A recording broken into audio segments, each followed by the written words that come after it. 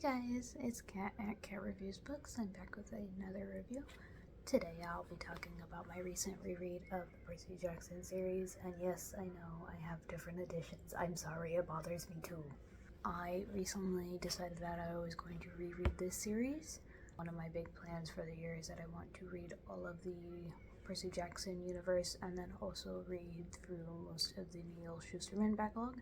So I thought I would get started on this finally. I have not read this series since like the 5th grade, and to be completely honest with you, I don't know if I ever ended up finishing it in the 5th grade. Some of the books at the end felt familiar, but I forgot so much stuff that happens in books 3 through 5. Like, so much.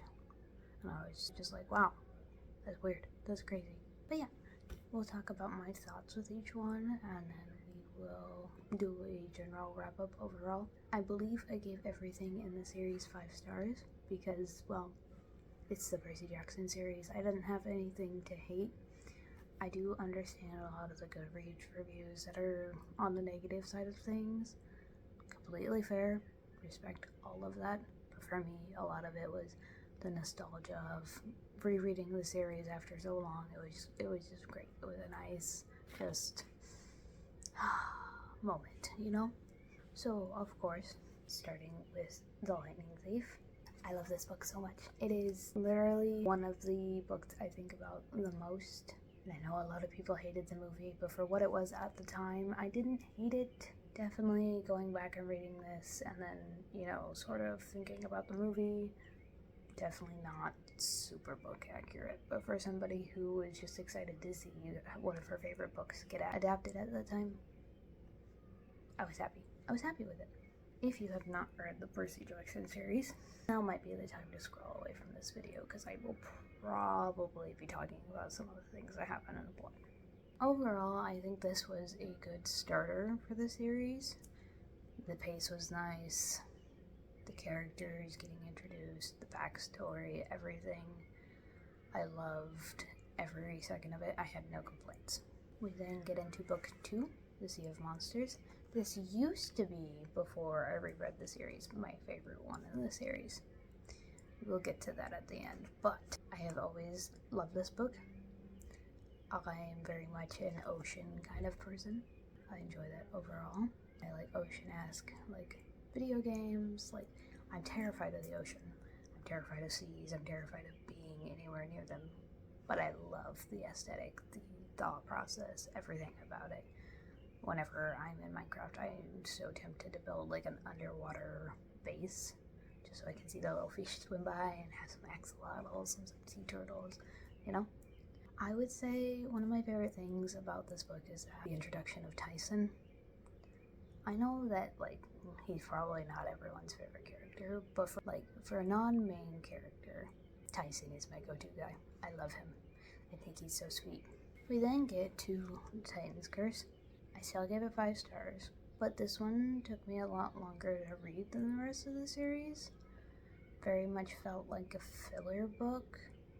It did introduce, of course, some important characters and gave us some interesting background and perspective on things, but not my favorite. Not my favorite. But it's okay. I still loved it. Thanks for the nostalgia, Rick. We then get into the Battle of the Labyrinth. I have a weird obsession for mazes. I don't care what type of maze it is, if it's a hedge maze or a labyrinth, or if it's an actual just little corn maze. I love them. I love the thoughts behind them.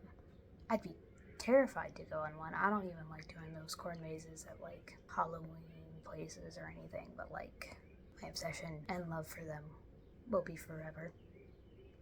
I loved everything about this. I love the moving parts. I love the characters you meet along the way. I love how much world building it gave you in subtle ways, where it was like, hey, so this is a thing over here, and if you go back into the labyrinth and you go over here, you're gonna run into this. And it just gave some interesting thoughts and perspectives and opened up the world a little more, I felt like. We then get to The Last Olympian. I can't lie to you guys, it's been forever since I read this, but I cried. Just tears streaming down my face at the end of this book. because I do not remember, after everything that I went through in the first 4 books and the rest of this 5th book up until the end, I do not remember the sacrifice made at the end. I'm very happy it happened. I'm very proud of that moment. But I was finishing this up in bed and just tears. And I think part of that, of course, was that I was sad that rereading the series was over for me, that I was done experiencing these books again after not for so long. But tears, man. What a beautiful finale. And what a nice way to, like, leave it sort of open-ended for Rick to go back to when he was ready. Again, every single book, 5 stars for me. Overall series, 5 stars. If I could give it 1,000 stars, I would. I love it. Talking about my original rankings and then going into my new rankings. If you had asked me originally where the book stood, I would tell you Sea of Monsters, followed by The Lightning Thief, followed by The Last Olympian, followed by The Battle of the Labyrinth, followed by The Titan's Curse. So again, this was my original ranking when I read them back in 5th grade, and how I've always told people what my ranking is. But if you were to ask me now, after doing this reread, it would look a little more something like this. The Battle of the Labyrinth was so good, and it was so much better than I remembered it being way back when.